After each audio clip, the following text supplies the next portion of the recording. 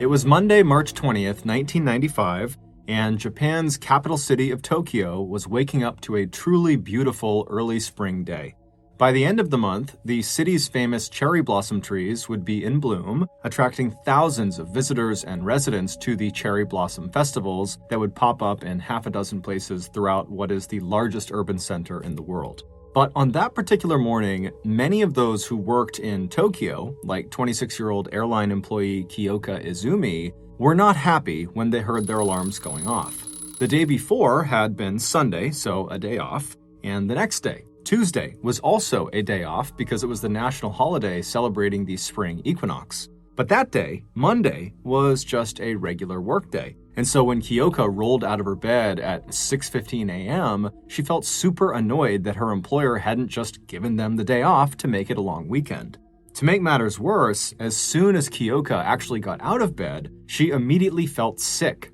Nothing major, but she just felt groggy and a little out of it. And she briefly thought about calling out of work, and considering how uninspired she already felt about working that day, the option sounded like a pretty good one. But ultimately, she decided to suck it up and head in with the rest of her coworkers. After all, Kyoka did like her job. She found working for the airline industry was far more exciting than her previous job was, which had been working for one of Japan's major train companies, Japan Railway. And she figured getting up and moving around might actually make her feel better. So instead of going back to sleep, Kyoka headed for the shower, then she got dressed and downed her usual quick cup of coffee. Then she headed out the door and began speedwalking to the closest subway station.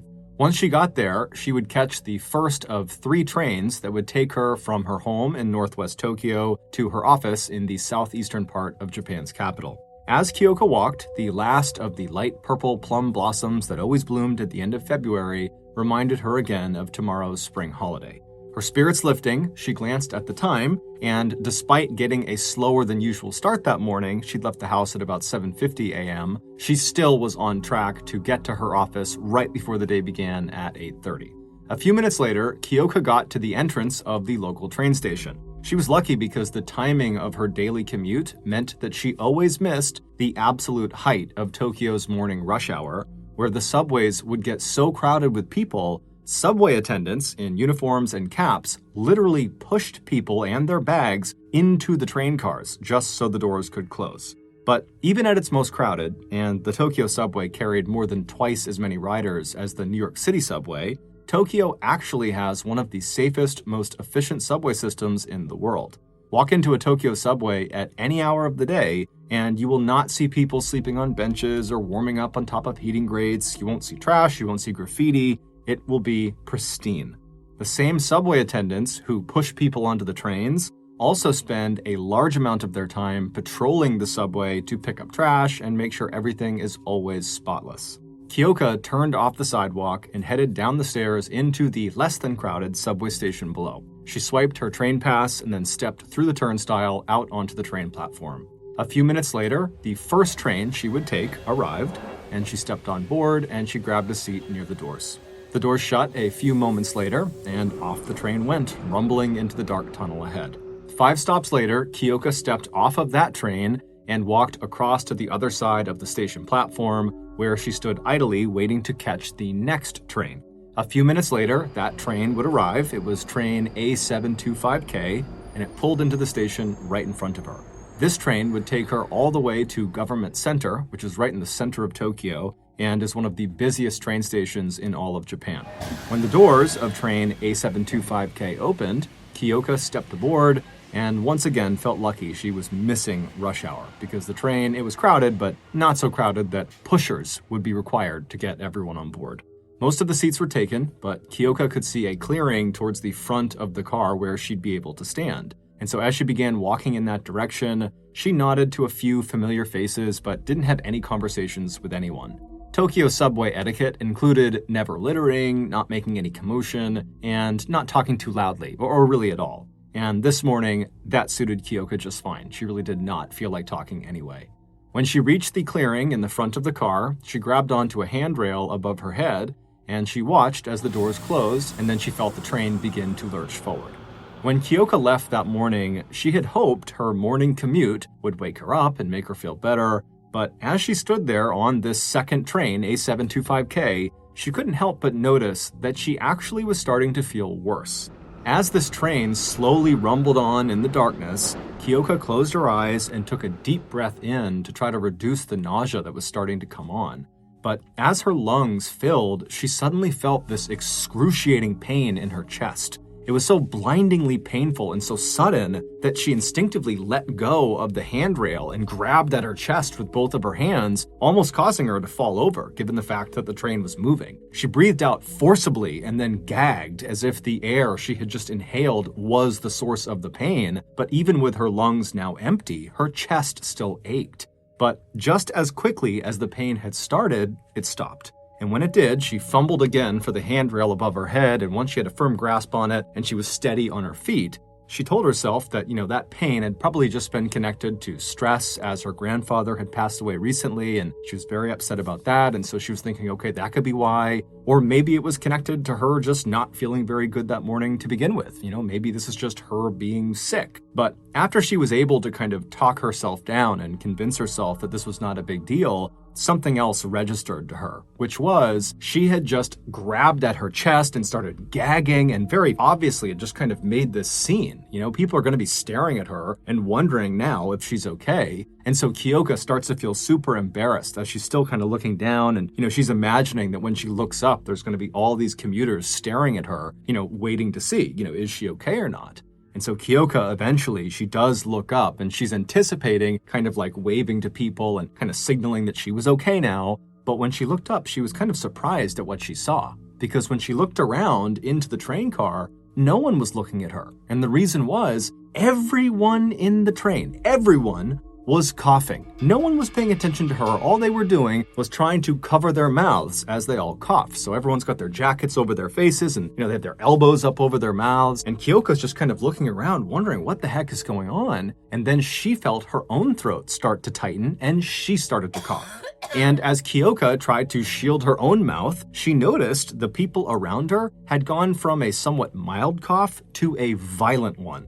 Some people were coughing so aggressively they could not catch their breath, and you could see panic on their faces as they don't know what to do. They're not able to breathe. But despite this totally insane coughing phenomenon that was taking place on board this train car, the train just rumbled on and continued making all of its scheduled stops. And as new commuters clambered on board, they too began to cough. By the time the train pulled into Government Center, Kyoka's stop, virtually everyone was now violently coughing and keeled over. People had given up trying to shield their mouths at this point. It was just too out of control. And by now, basically everyone had decided they were just going to get off the train, whether Government Center was their stop or not. And so there was a throng of people that were kind of pressed up against the doors, waiting for the doors to open. And so when the train finally did come to a full stop and the doors opened up, a wave of coughing commuters rushed out onto the station platform, the sound of their hacking and gagging filling the air. And so Kyoka, she was towards the back of this group of people leaving the train. And as she was leaving, right as she's about to go out of the train doors, she glances down the length of the train car she is in, and she sees some of the passengers are pointing at something on the ground while yelling for subway attendants to come have a look. But Kyoka, from where she was standing, she couldn't see what they were pointing at, and because she wanted fresh air so badly, she was not about to stay on the train to figure out what it is. And so Kyoka, she gets off of the train, and as soon as she does, even though she is still coughing, as is everybody else around her, her mind is entirely focused on hustling over to the stairs that will bring her downstairs to the final train platform where she will catch the final third train that will bring her on her way to work. Because at this point, even though she has no idea why everybody is coughing, Kyoka is only viewing this coughing fit as a nuisance, not as an emergency. But as Kyoka moved towards these stairs, she suddenly felt extremely nauseous, and she rushed into a nearby women's bathroom in case she needed to throw up. Once she was inside, she resisted the urge to vomit, and then she splashed some water on her face, and then after kind of composing herself, she headed back out onto the station platform, and still her mind is focused on just getting to work. And so she begins walking over to the stairs again. But she'd only gone maybe a few steps before an alarm sounded inside of the subway, and then a voice came over the subway intercom telling everyone to evacuate. Having worked for Japan Railways previously, Kyoka had been educated about this particular alarm that she was hearing. She was told it was never used for anything other than true emergencies, so she knew whatever was going on had to be bad. Right around the time that Kyoka was getting ready to leave for her daily commute to work, 48-year-old Ikuyo Hayashi was also getting ready for work. Hayashi was part of Japan's highly educated and financially successful super elite. He was a gifted and well-respected surgeon who was known for being extremely devoted to his patients. On that particular Monday, like Kyoka, Dr. Hayashi had gotten up early. But shortly after starting his typical morning routine, he noticed he was sweating a little bit and his heart rate was elevated. For a second, he felt concerned, but he chalked it up to stress and kept getting ready. Just before 7:30 a.m., he headed to the front door. Before stepping into the cold morning air, he patted his coat pockets to make sure he had everything. Then, despite the clear forecast for the rest of the day, he grabbed an umbrella leaning up against the front door, and then he stepped outside and made his way to the curb where a car was waiting for him. Dr. Hayashi climbed into the back seat, and then after exchanging hellos with the driver, a 31-year-old named Tomomitsu Nimi, the two men headed for the station, where Dr. Hayashi would catch train A725K. But along the way, they made one stop at a local convenience store. Dr. Hayashi and Nimi got out of the car and went inside. Hayashi put a few odds and ends that he needed on the counter, and Nimi put a couple of newspapers on the counter as well.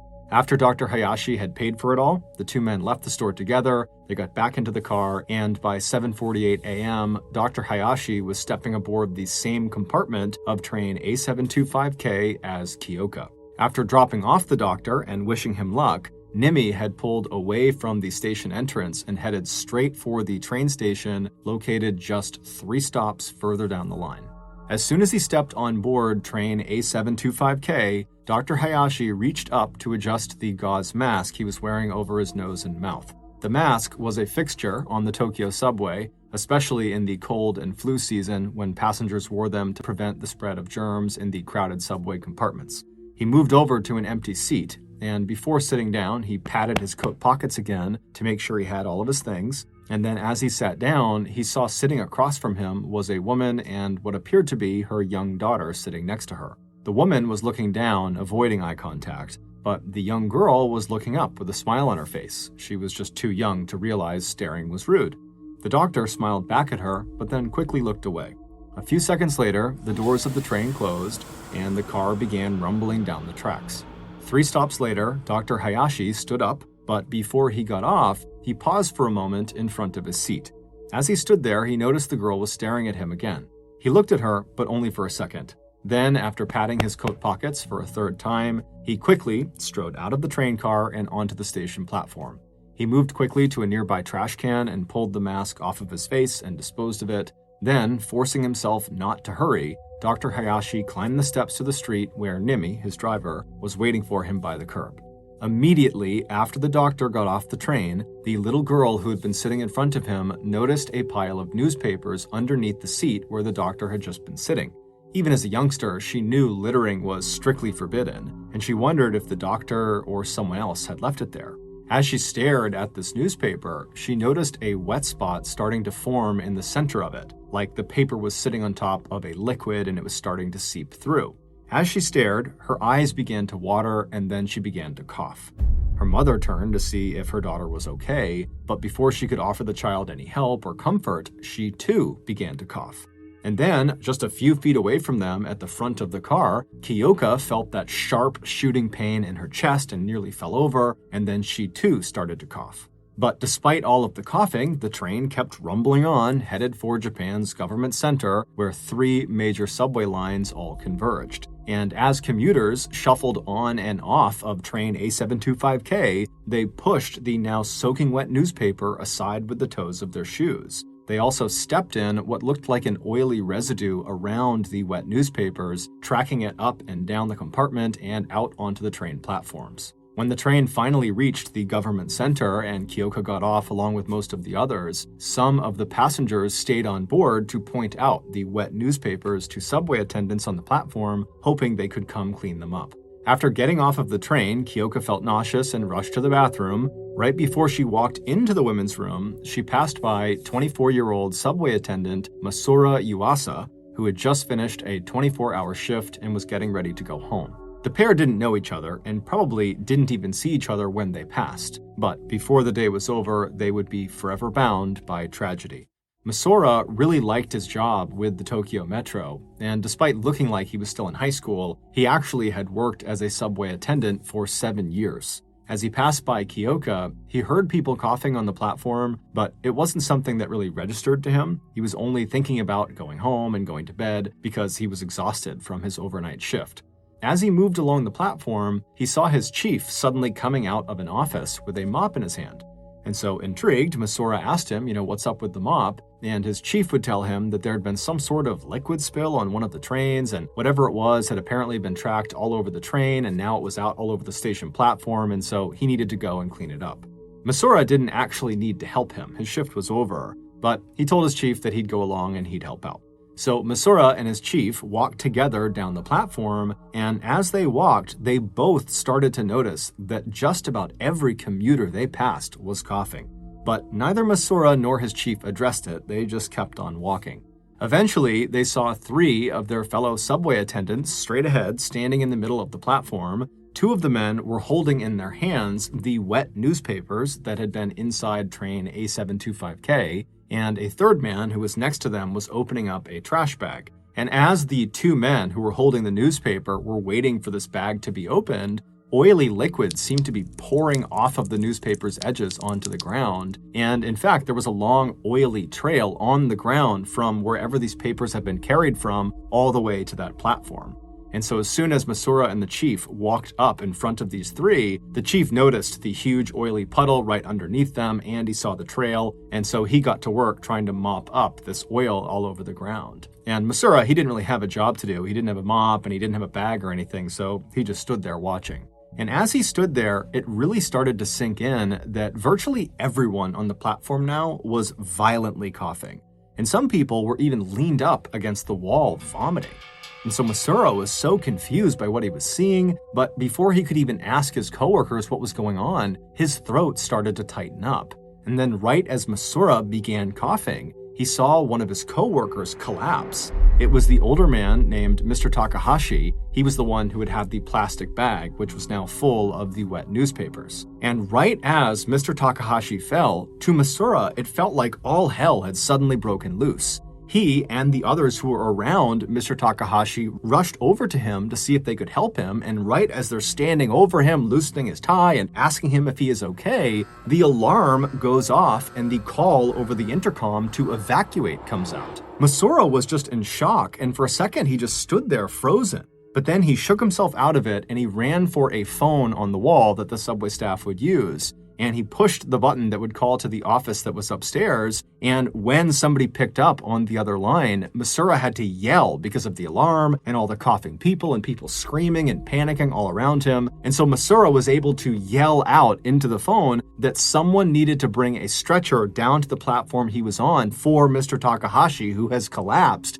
and someone needs to call an ambulance for Mr. Takahashi. And so after Masura communicates this over the phone, he hangs up and he runs back over to the crowd of his coworkers and Mr. Takahashi. And then just a minute later, a subway attendant comes charging down the stairs. He's got a stretcher in hand, and he, along with Masura and the other coworkers, they put Mr. Takahashi on this stretcher and they lift him up and they begin carefully moving him through this very panicked throng of commuters trying to evacuate that are coughing and vomiting. And so as they're moving, Masura, who's holding onto the stretcher, he turns back and he yells at the man who had come down with the stretcher. He says to him, "Hey, you called the ambulance. Where are they going to meet us?" Because upstairs, there were several exits out of Government Center. And so unless the ambulance knew where to pick them up, it would be nearly impossible to sync up with them. And so Masura's looking back at this coworker of his, waiting for an answer, but this coworker is staring at Masura with his eyes wide, totally glazed over. And then suddenly this guy just collapses to the ground. He lets go of the stretcher and falls to the ground and starts convulsing and shaking. And so Masura and the others put Mr. Takahashi down to deal with this new casualty. And as they did, Masura's chief, as well as the other two men who had been holding the newspapers, they begin to uncontrollably vomit.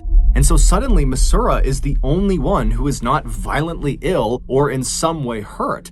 And so even though he had no idea what was going on and it's absolute chaos all around him, he did know he had to act right now. And so he yelled at this group he was with, who probably didn't even hear him, that he was going to go upstairs, he was going to find this ambulance and figure out what exit they needed to bring Mr. Takahashi to. And then he turned and began trying to run up the stairs as fast as he could, even though he was totally surrounded by panicked commuters trying to get out as well. But eventually he got to the top of the stairs, at which point he ran through the crowd toward the nearest doors that would bring him outside. And as soon as he pushed the doors open, he couldn't believe what he saw. There were people outside on the ground everywhere. People were coughing and vomiting, and you could hear sirens, ambulance sirens everywhere. But there was no ambulance outside waiting for Mr. Takahashi. And so he's thinking to himself, how is this ambulance not here? Where are these other ambulances going? What is going on? And so Masura couldn't help but think something really bad was happening across his city. And so he stood there for a minute wondering what he should do, and then he just decided, I have to go back down and just get Mr. Takahashi up here. We'll find the ambulance, but I gotta get him up here. And so even though he was starting to feel very sick, very nauseous, he turns and just charges back into the station.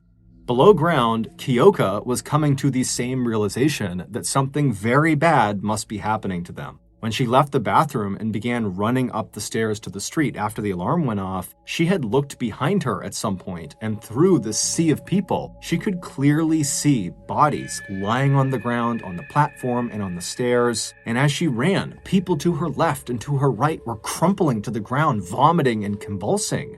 Finally, she managed to get upstairs and she ran toward the same exit doors that Masura had just gone through moments before her. And when she looked outside, her mind froze. The streets looked like a battlefield. People were violently convulsing on the sidewalk. There were people with spoons in their mouths, which she would later learn was to keep them from swallowing their tongues. She also saw men in business suits lying in flower beds, staring straight up into the sky without blinking. One elderly man was foaming at the mouth. And so as she stood there shocked, Masura, along with the other very sick subway attendants, they had rallied their strength and lifted Mr. Takahashi up on his stretcher, and they had brought him upstairs, and so they came barging out the doors right next to her, and then they placed Mr. Takahashi down kind of right in front of Kyoka. And Kyoka, she doesn't know who these people are, but she found herself just staring at them, and she watched as Masura ran up right next to Mr. Takahashi, and he was holding his hand, and he's kind of crying and trying to talk to Mr. Takahashi, and Masura is yelling out for someone to help him find an ambulance.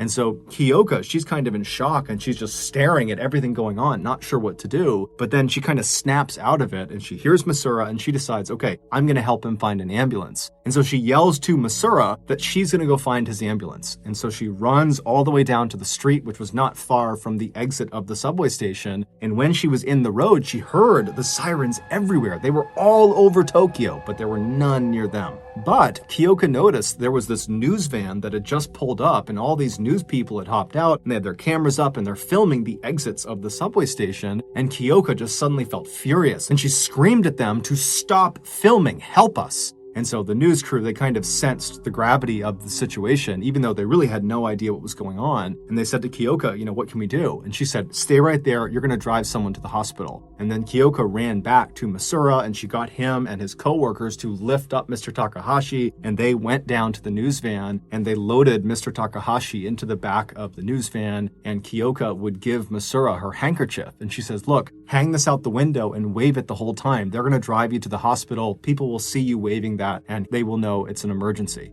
And so Masura thanked her and he and all of his coworkers hopped in the van with the news crew and they headed off. Mr. Takahashi would unfortunately die before they reached the hospital.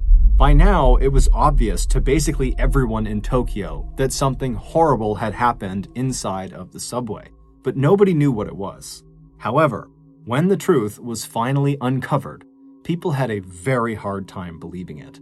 Earlier that morning, just before Dr. Hayashi got off of train A725K, he stood up in front of his seat and momentarily paused.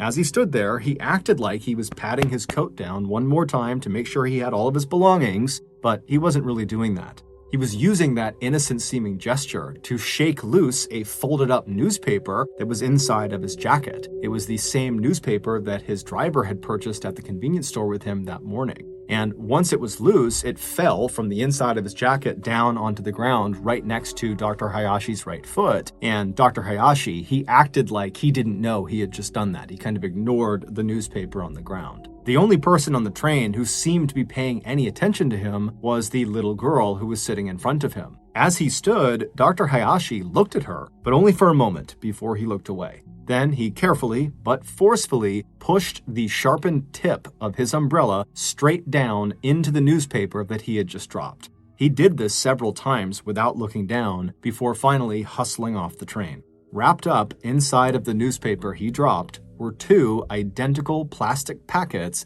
that almost resembled dishwasher soap pods. Inside of these packets was a liquid form of one of the most deadly nerve toxins in the world, sarin gas.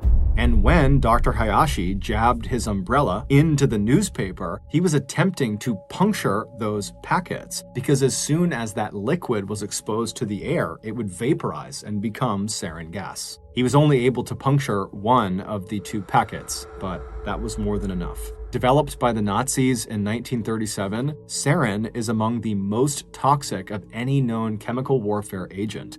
Within seconds of exposure, sarin disrupts the normal activity of our neurotransmitters, basically sending our nervous system into overdrive. Your muscles start to convulse and twitch, your normal bodily secretions go crazy, so you start to cough and you can't stop. Tears come pouring out of your eyes, your pupils contract until they're like pinpoints, your nose starts running, you drool and vomit. As neurotransmitters keep telling your nerves to go, go, go, go, go, your bowels and bladder evacuate themselves. And because sarin has no taste or smell, the people near it in the Tokyo subway had absolutely no idea what was happening to them. Instead, they felt the stabbing pain as their chest tightened. They started to feel nauseous, their vision blurred. Depending on the purity and strength of the sarin gas and the type of exposure, those symptoms could intensify, progressing to convulsions, paralysis, and death within 1 to 10 minutes. After fleeing the train and making it back to street level, Dr. Hayashi quickly got into the waiting car with Nimi, his driver, and the pair started driving west. Their next destination was a large swath of desolate land located near the foot of Mount Fuji, an active volcano about 65 miles outside of Tokyo. As soon as the car broke free of Tokyo traffic, Nimi started to speed up. Soon they both had a clear view of Mount Fuji, its peak covered in snow, and then about an hour later, the men had arrived at their destination. They pulled up to a collection of run-down-looking buildings surrounded by a high chain-link fence. As soon as Nimi had parked the car inside of the compound, Dr. Hayashi opened the car door and walked toward one of these smaller buildings. Once inside, he walked straight through what looked like a waiting room to a back door. He took a deep breath and then he opened that door, and inside was this smaller office, and there were 8 men inside of it. Dr. Hayashi stepped inside with Nimi close behind him, and they took up their spot on the right side of the room, standing shoulder to shoulder with the other men, and just like everyone else, they waited in silence. A few minutes later, the door at the back of this inner office opened, and a 40-year-old man named Shoko Asahara came in. He was a stocky man with black hair down to his shoulders, and he had a black beard that reached halfway down his chest. When he stopped in front of Dr. Hayashi, Nimi, and the other 8 assembled men, he stared at them through his gray eyes. After a few tense moments, a man standing next to Dr. Hayashi nervously stepped forward, and he looked at Shoko, and he just said, "Mission accomplished."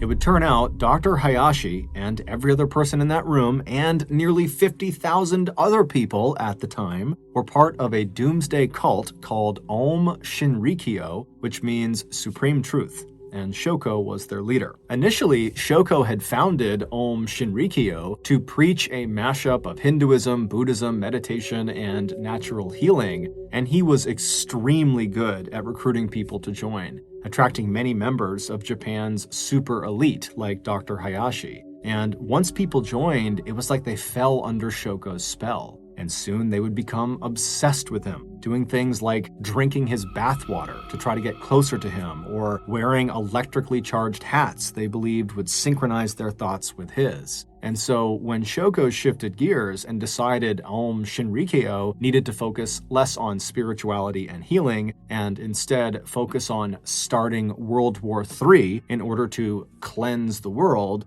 none of his extremely well-educated followers, like Dr. Hayashi, objected. Instead, they said, "How can we help?" And so, on March 20th, 1995, Dr. Hayashi, along with 4 other cult members that were in that room with him, carried sarin gas packets into the Tokyo subway and dropped and punctured them in strategic locations to ensure the gas spread as far as possible. And then afterwards, they ran back to the streets where their drivers were waiting to take them away. And all of the drivers were in this room as well. Shoko hoped this attack would somehow prompt World War III and collapse the Japanese government, but it didn't do that. However, it did kill 13 people and injured 5,000 people.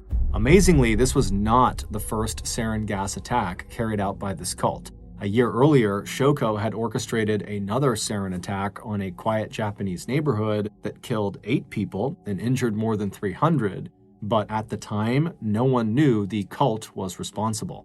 On May 16, 1995, so nearly 1 month after the sarin attack in the Tokyo subway, authorities would figure out the previous attack was carried out by Shoko and his cult, and this one was carried out by them as well. And so they would track down and arrest Shoko Asahara. He was discovered in a secret compartment between the 2nd and 3rd floors of the Mount Fuji headquarters. He was dressed in purple robes and meditating at the time of his arrest. In the weeks, months, and years that followed, police would track down and charge 200 cult members in connection with the subway attack and in connection with other crimes and murders. Dr. Hayashi, whose sarin packets were directly responsible for 2 deaths, along with hundreds of injuries, cooperated with the police, giving up information about the cult. In exchange for this information, he was spared the death penalty and given life in prison. 123 cult members would be given the death penalty, including Dr. Hayashi's driver, Nimi, and the cult's leader, Shoko Asahara.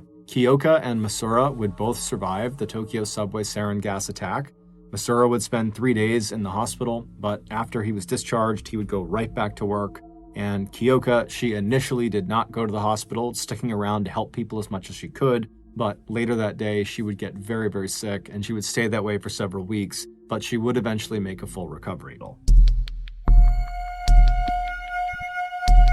On August 23, 1995, 31-year-old Donna Winger stepped out of the air-conditioned baggage claim exit of the St. Louis airport to look for the van that would take her back to her home in Springfield, Illinois. Next to Donna was a cart carrying all of her luggage. Slung over her forearm was the carrying handle of a child's car seat, and sleeping inside of it was Donna's 3-month-old daughter, Bailey. The 88-degree afternoon was warm, even for August, but not nearly as hot as it had just been in Florida, where Donna and Bailey had just spent the last few days visiting with Donna's dad, mom, stepdad, and 2 sisters. Now tanned and rested from her vacation, Donna couldn't wait to get home to tell her husband Mark about the trip. Feeling very tired, Donna suddenly felt totally relieved that her mother and stepfather had hired a private driver to take her and her daughter the rest of the way home. It was about a 2-hour drive from the airport to her single-story house just outside of the city, and with a private driver, she and her daughter could just sleep the whole time. A minute later, a 27-year-old, lanky, dark-haired man stepped out of a waiting van parked in the limo area and waved at Donna, holding up a handwritten sign that had her name on it. As Donna started to gather her bags, the driver smiled at her and hurried over to give her a hand. A few moments later, he had opened the hatch of the van and stowed the luggage in the trunk, while Donna carefully strapped Bailey and her car seat into the back seat of the van, and then she too climbed inside and buckled up as well. The man hopped into the driver's seat and checked his rear and side view mirrors, then pulled out into the stream of traffic headed for the airport exit. Even though all Donna wanted to do was just sleep, she figured she should wait to see if the driver was the type of person who wanted to make small talk, in which case she could indulge him for a few minutes and then go to sleep, and then she wouldn't be as rude. And sure enough, within seconds of starting the car, the driver wanted to chat. He introduced himself as Roger Harrington and said that he lived in the area.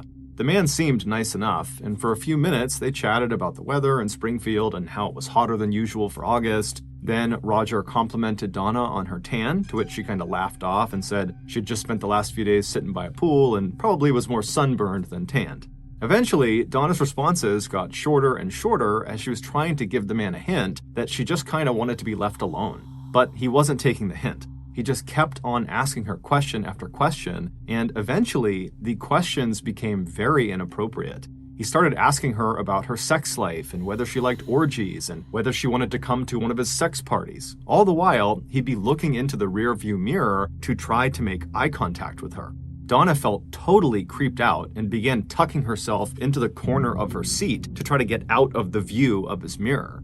Finally, Donna just told Roger that she did not want to talk to him anymore, that her daughter was asleep and she didn't want their voices to wake her up, but Roger, again, did not take the hint. Instead, his questions and remarks got more and more sexually inappropriate and explicit, and his driving became faster and more erratic. And then he started talking about the voices he heard in his head, like the one belonging to an entity he called Dom that apparently told him to do bad things, and lately Dom had been telling Roger to hurt people. By the time Roger pulled onto Donna's street, Donna was panicking and just praying that he didn't try to hurt her or her child. And so when he pulled up in front of her house, Donna hopped out of the car, grabbed her daughter, and practically ran her into the house. And then she went back outside, and without even looking up at Roger, she just grabbed all of her things and then rushed back inside the house. With her front door shut and locked, Donna looked through the peephole of the door and watched with relief as Roger climbed into his van and drove off. At this point, Donna's husband, Mark, who was an average-sized guy with glasses and dark hair that had begun to thin, he had come into the room. He had been downstairs in their basement using their treadmill. And he was about to ask how the Florida trip went, but he could tell right away that his wife was very upset about something, and so he asked her, what's going on? It would take her a minute to compose herself, but Donna began explaining her car ride and how awful it had been and how she really had been in fear for her life. Mark listened attentively while he held their daughter Bailey, and even though he was calm and reassuring on the outside, inside he was furious. How dare this man put his wife and daughter in danger? So at some point toward the end of her explanation of what happened, Mark told Donna to just write down an account of exactly what happened on the drive so that they could use it later on if they decided to file a complaint. Donna agreed that that was a good idea, and so she stepped away and jotted some notes down on some paper, and then she stuck those notes to the refrigerator door with a magnet. Then, after that, even though both of them were still upset about the whole driver thing, they shifted their focus to their daughter, who was now rolling around on the ground, smiling and cooing. And before long, the couple was down there with her, laughing and goofing around. By the next morning, things in the Winger household seemed to be back to normal. Mark, a nuclear engineer for the state, was getting ready to go to work. Donna was still on maternity leave, so she and Bailey sat in the kitchen with Mark while he ate his breakfast. Married for 6 years, the only source of tension in the Winger household had been Donna's heartbreak years ago when she found out that she could not have children of her own. But the couple got over it, and Mark and Donna filled their lives with family and friends. They were as openly affectionate with each other as they had been when they first got married in 1986. They were very active in their synagogue and were part of its tightly knit Jewish community. The pair complemented each other beautifully. Mark was soft-spoken but had a great sense of humor, and Donna was outgoing with a smile that could light up the room. Everybody loved them. And in June of that year, just 3 months before Donna's trip to Florida, the couple got some amazing news. A teenage mother in the hospital where Donna worked as an operating room medical technician had just had a baby and wanted to place the infant for adoption. Donna and Mark immediately filed the paperwork, and a few days later, on a bright, warm day right outside of their house with family and neighbors looking on, Bailey was delivered into Donna's arms by a man from the adoption agency. Life was perfect. As Mark kissed Donna and Bailey goodbye that morning, Donna's awful encounter with Roger, the driver, had already faded from their memories. But that evening, she and her husband would be forced to talk about him again. That night, when Mark, Donna, and Bailey sat down for dinner, their phone rang. Mark got up to answer it, but when he picked up the receiver, all he heard was silence, and then a few seconds later, he heard a click as the caller hung up. Mark shrugged, hung up the phone himself, and then sat back down with his family, and then just a few minutes later, the phone rang again. Annoyed, Mark got up, answered it, and again, he heard silence, followed by a click. When Mark sat back down the second time, he felt totally unsettled. He couldn't help but think that the person who was calling them had to be Roger. The man had access to their home phone number because it was on their reservation paperwork that they knew he had, and Roger clearly had some serious issues and had shown a very unhealthy interest in Donna. And so as he was thinking about this as a potential possibility, Donna said to Mark, "I bet that was Roger."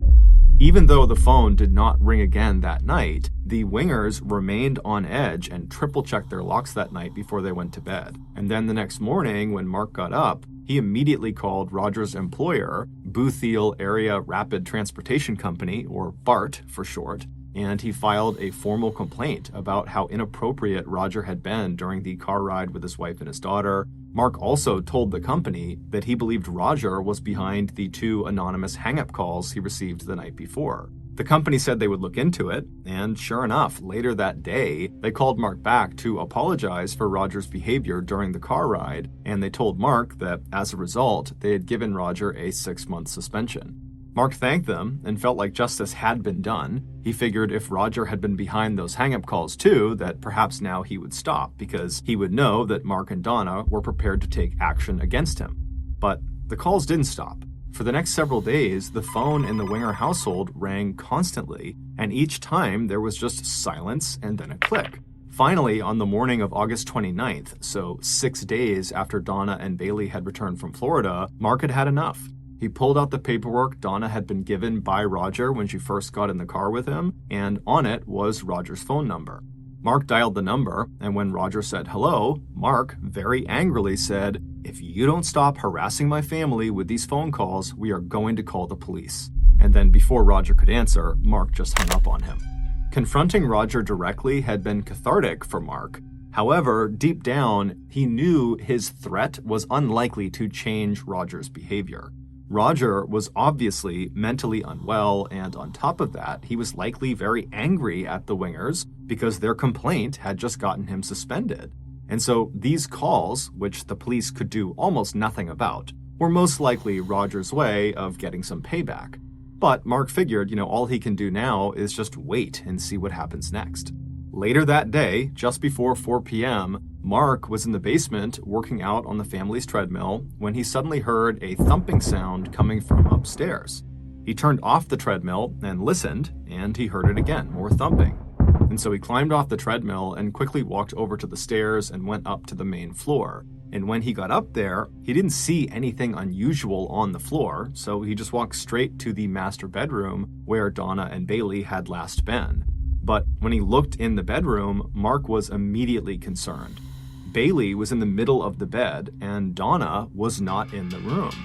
Donna would never just leave Bailey alone in a place where she could potentially get hurt, like by falling off of the bed. And so Mark knew something was up, and those thumping sounds could not be good. But before he could make sense of what was going on, Mark heard more thumping coming from somewhere on the other side of the house. Mark had a terrible feeling, so he rushed over to Bailey and he put big pillows all around her to keep her from rolling off of the bed. And then he rushed to his bedside table and he pulled out of one of the drawers a pistol that he kept there for protection.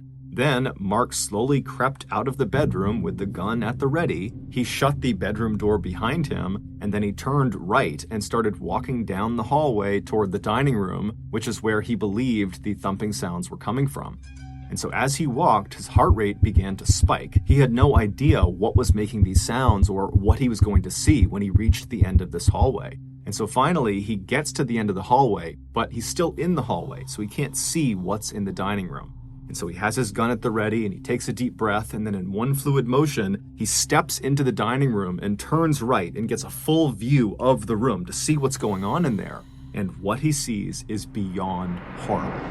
His wife, Donna, is on her knees in the middle of the dining room, and standing behind her is a man Mark has never seen before. And the man is holding a hammer, and he's raising it above his head, and then he brings it down and he smashes it into the back of Donna's skull.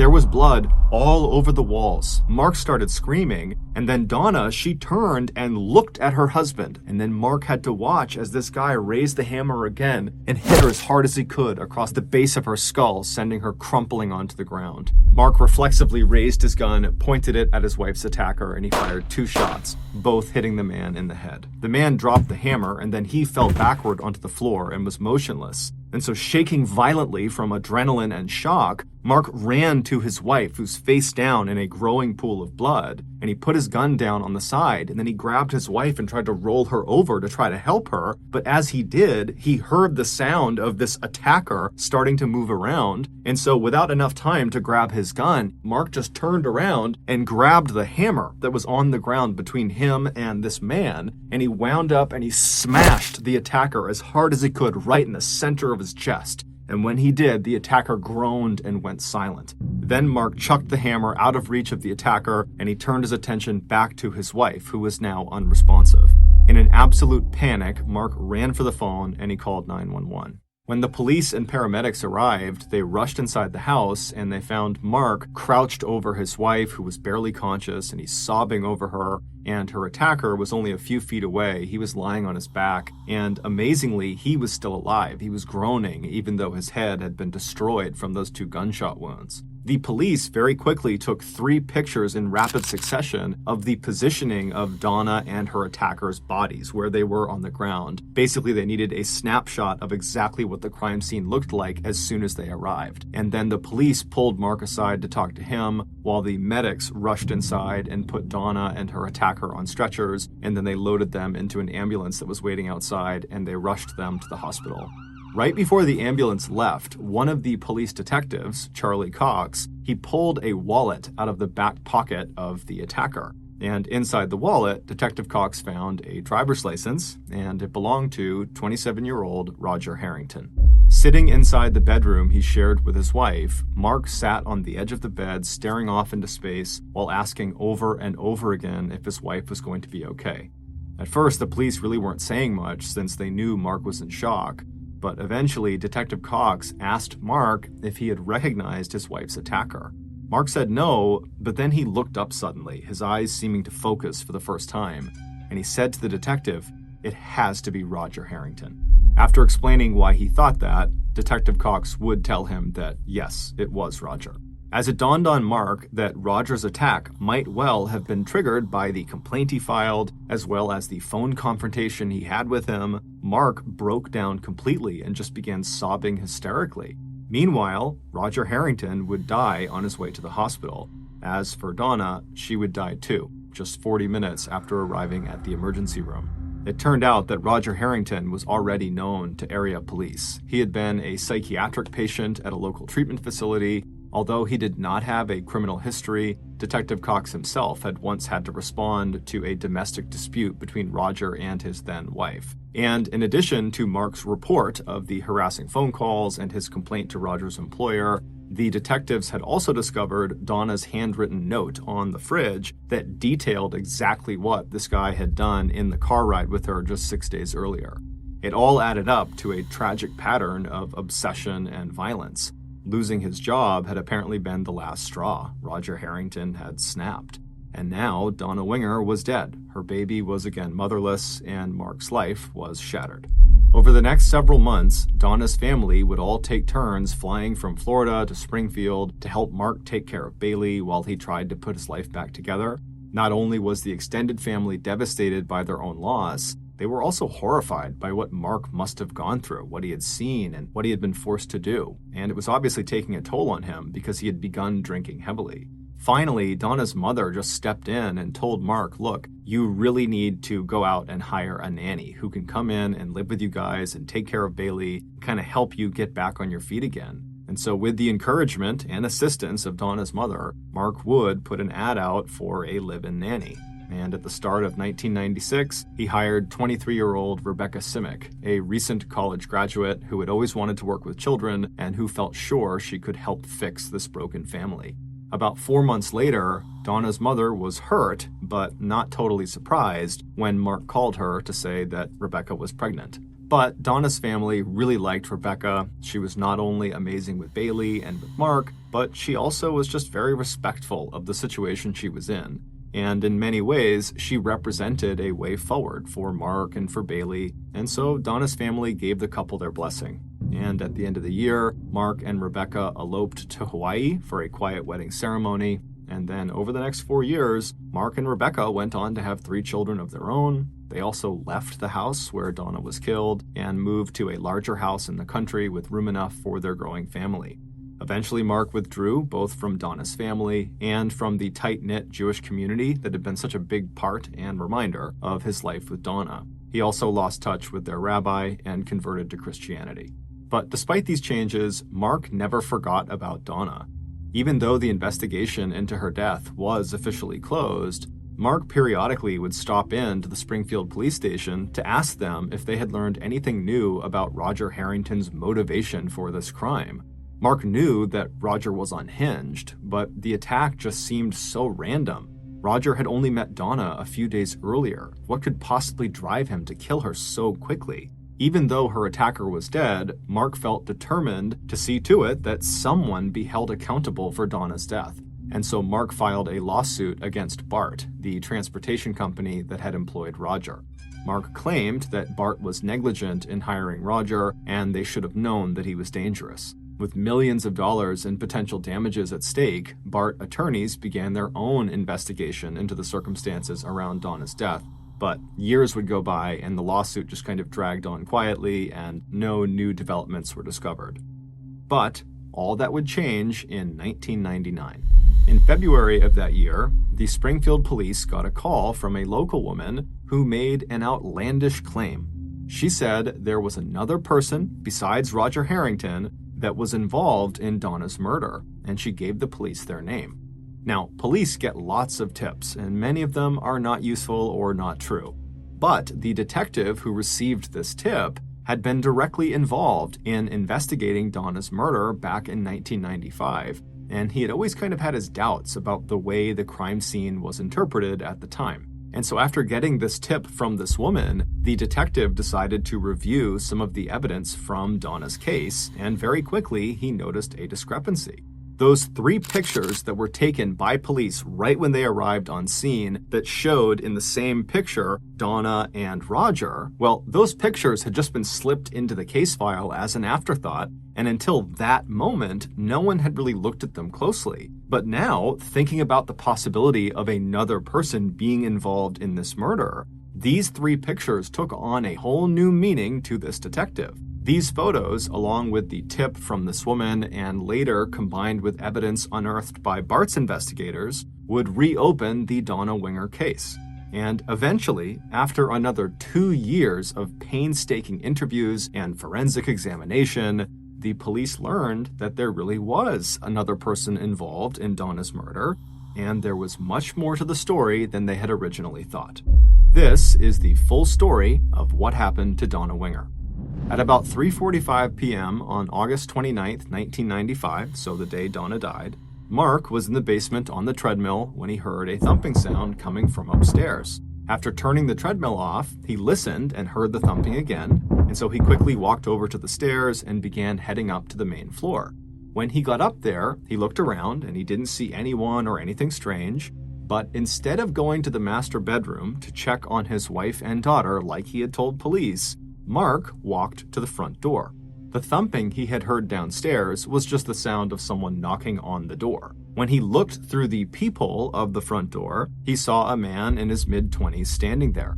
Mark opened the door, and then this young man introduced himself as Roger Harrington. Mark said hello and gestured for Roger to come inside of the house. Roger did and walked straight to the nearest table, which was in the dining room, and when he got there, he placed his cigarettes down on top of it as well as his travel cup that contained some coffee, and then Roger turned around to face Mark. And when he did, he saw Mark was now holding a pistol out in front of him. Roger was so shocked he just froze and stood there, not saying or doing anything, and then Mark ordered Roger to turn around and get on his knees. And once Roger did this, Mark simply raised his gun and fired a single shot into the back of Roger's head. Hearing the gunshot, Donna, who was in the master bedroom with their daughter Bailey, She came running out to see what was going on, and when she got to the dining room where Roger was on the ground in this pool of blood, she saw him and had no idea what to make of it and just started crying and shaking and looking around wildly, wondering what was happening. And as she stood there, her husband, Mark, snuck up behind her with a hammer in his hand. His first blow struck her on the left side of her head. She never saw it coming. And then as she stumbled, she turned and tried to put her arms up over her head to protect herself, but it wasn't enough. Mark bludgeoned her skull over and over and over again while she screamed at him to stop. Eventually, after the seventh blow to her head, Donna crumpled onto the ground next to Roger. Once he was sure his wife was down for good, Mark picked up the phone and placed a hysterical call to 911. In the background, barely audible, you can hear a groan. It was Roger.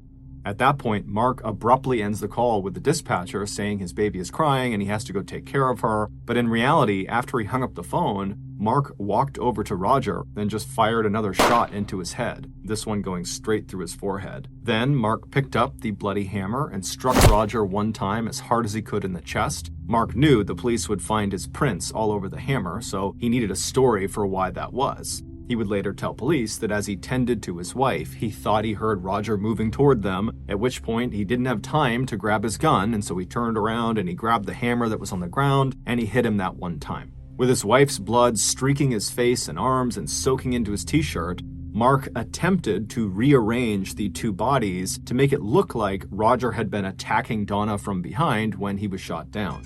Then, right as he got the bodies basically the way he wanted them, he heard the sirens fast approaching, and so he got himself into position.